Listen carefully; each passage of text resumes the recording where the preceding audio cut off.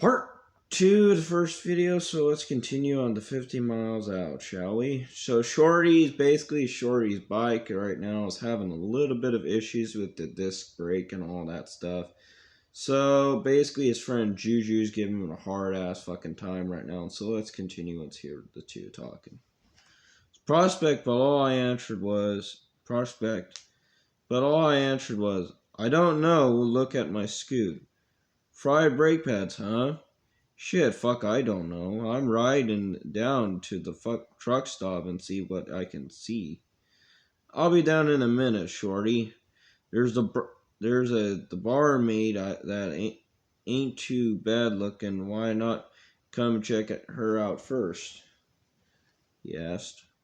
No, you know my bike comes before any pussy. I answered.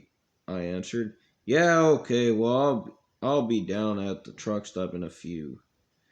I nursed to scoot along. I just a couple more blocks, baby. Back to the Samo truck stop.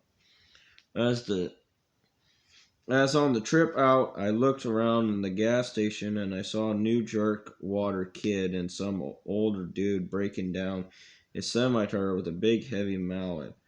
Off with the saddlebags into the tool pouch. A good old 12-inch crescent coming in handy again. Wow, I gotta let the fucker cool down before I touch it. I think I'll walk next door to the motel and check in for me and Juju while the bitch cools off. The motel was cheap, about all I could afford, and I eyeballed the gravel parking lot for some home 20 license plate. Shit, not one fucking bike.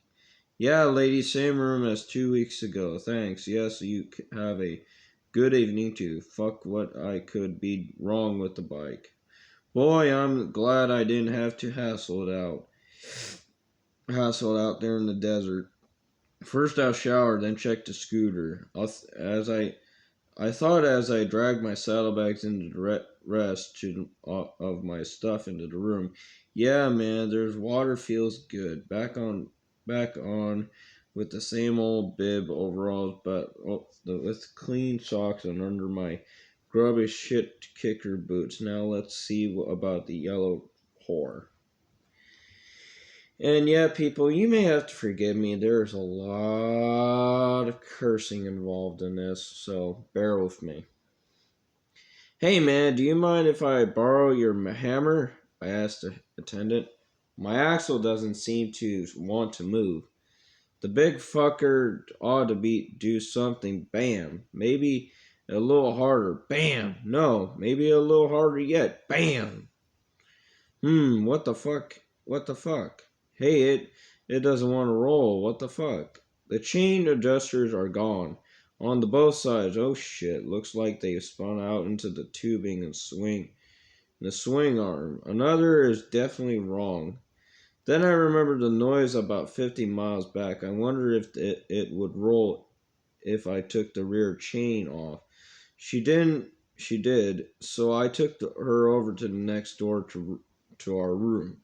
Man, I've got to have a drink. Have I broken the bike is a bummer. And I knew the bearings were shot, but extent I didn't realize till the next morning. I drank a 12-pack, took a long piss, and passed out. TV sucks in this part of the country.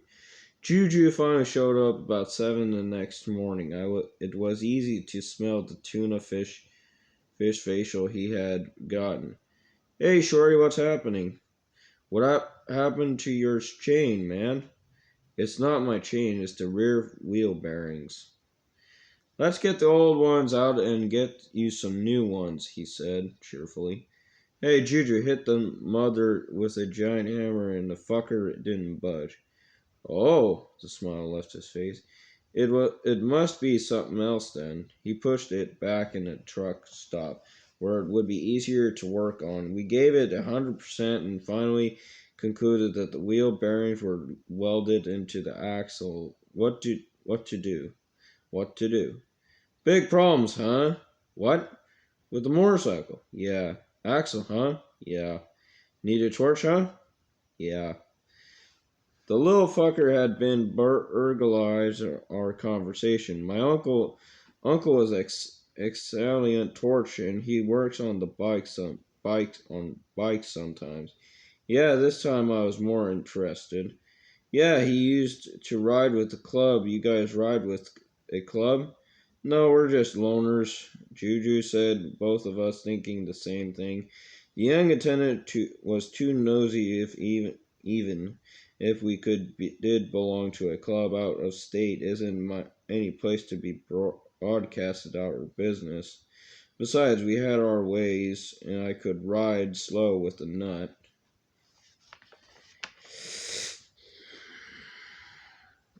And the axle was two loose spots, so I put it over into. It was making one a hell of a crunching, grinding sound. It was only about a half a mile up the long dirt driveway and back to the small house with the smaller trailer next to it. There was junk cars, trucks all over the place. I guess the truck stop kid called because they were expecting us. Howdy, dude with the introduced himself to a T called out. As a T called out. Too bad about your bike. Yeah, well, we figured maybe a little heat in the right place could free the axle, and we were here to tell you how to have a torch. Sure, man. Let's see what the heck we can do for you with it. Nothing. About 45 minutes, he decided really got hot and cut the axle torch, and he went to the phone, called around and found a shop and grabbed chunks of car. The parts I needed, Juju rode out and retrieved them, and I had to give it a try. I rode out on the yellow dog and went to a ride back on it, and didn't want to bother anyone in the club. We always tried to make it on our own. Besides, I hadn't prospected there to help. I rode back in the rain. I needed to remind the usual cheerful self. I dozed back in the while while waiting to also clean up the bike. Checking for loose bolts. I wanted to wash it, but didn't want to disrupt any of the road grime. I was afraid that the dirt was holding the fat yellow dogs together. I cranked up the engine a few times and changed oil and checked the water level in the battery. I adjusted the primary chain, drank a beer, talked to T. Seems he had done some time for Folsom and knew some people in the Frisco Bay Area, smoked some hash, and on a pin under a glass jar got stoned, and it's all about meeting good people and making the best of fucked situations, right? Juju made it back near nightfall, and the wanting waning light, we changed the complete swing arm. Put on the new brake pads and finally crashed. As I lay in the back in my sleeping bag back of the disabled pickup truck, I was thinking that I would be time for Juju's vote when we got back. One no vote could keep him out, but I was pretty sure that it wouldn't happen. We started calling him Juju because he'd been a judo instructor in the Marines and one had bad mother in the fight, and one was in a bad mother in a fight. He had completed all the required to him, and last long ride would take care of the mileage part of the program. Sorry, people. My roommate came in and he decided to ruin. A long last ride would take care of the mileage part of the program. We'd watched him damn close for a year, and he'd been a good prospect who would make a good brother. He had been to finishing school with some of the older members, Chuno's men's colonial and San Quentin. Our policy with prospects was that they were only considered to be a certain age, and we didn't make them all to do stupid shit like licking bugs off the headlights. They eventually going to be called brothers. So we didn't abuse them. If after a certain priority that fucked up and couldn't take hints of the suggestions, they were shown in the error of their ways. Bumped on the driven off, but there was a rare almost cause most, and they've been hanging around quite a while before we'd let them put on their prospect rocker. We were planning on an earlier start Tuesday, and bearing any more problems we wouldn't make it home with the time to spare. The yellow beauty started up quickly, like she knew it was time to head west. We said goodbye and all that, and after a short shakedown cruise around the neighborhood, we back out in the road and flew through Utah and just cooking down the flat and out of Las Vegas 7 p.m. to Barstow around 10 through San Brudo and about midnight, and on Interstate 15. San Diego bound feels good, just 50 miles from home. We aired them out in just a little. You know how it is when you get close to home. We were just getting Escondido when a station wagon shot out of side road and Juju didn't quite clear the front bumper. I think he was dead when he hit the ground. I know he wanted the patch more than anything, but what can I say? So near yet so far, he was good prospect. He would have made a hell of good patch holder. Life goes on, siesta la vie. Juju's younger brother put a new front end on the low rider and rode it to the cemetery. He rode in front behind the hearse wearing a brand new shiny clean red and black rocker. One of the big ugly heavyweight mother like the brother he was carrying on for normally prospect rides back off the pack.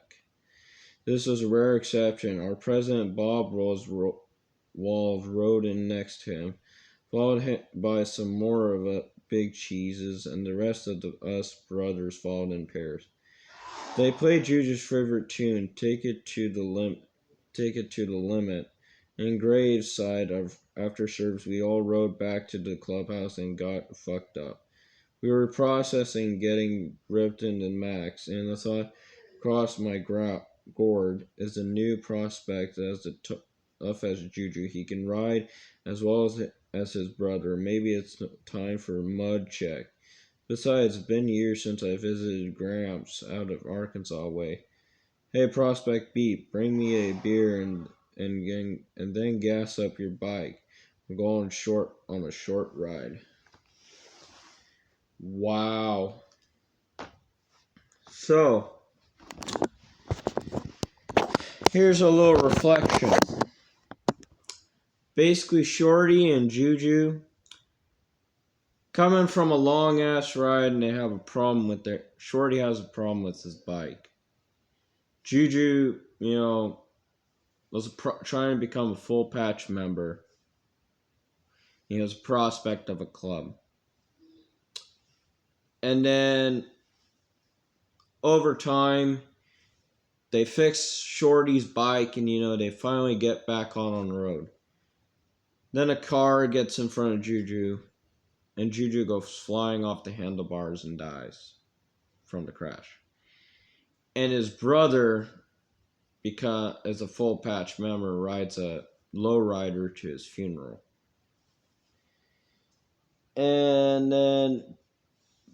Beep is basically a prospect. Anyways, so Shorty tells him to bring him a beer and gas up his bike. We're going on a short ride. So basically, Shorty's doing something to honor Juju in his memory. So anyways, guys, that's going to be it for today. Make sure you hit the subscribe, like, and comment, and leave a Make sure you hit the notifications for my next video. Have a good rest of your night, everybody. Bye.